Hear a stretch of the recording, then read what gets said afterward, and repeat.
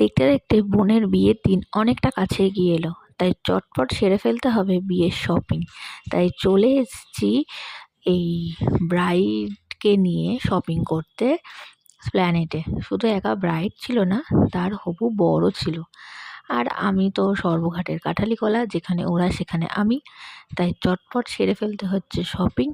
মোটামুটি জুতো থেকে শুরু করে সাজুগুজু জিনিস সমস্ত কিছুই কমপ্লিট করতে হবে খুবই তাড়াতাড়ি, কারণ হাতে মাত্র আর কটা দিন বাকি। কবে বোনের বিয়ে সেটা থাক না একটু সারপ্রাইজ, বলবো তো ঠিকই একদিন।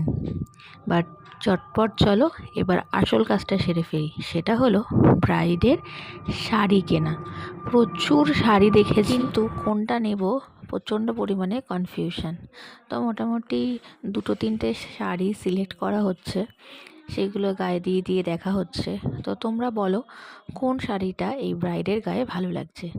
এই দুটো শাড়ি সে তার গায়ে দিয়েছে, আর এই দুটোর মধ্যেই নিয়েছি। তো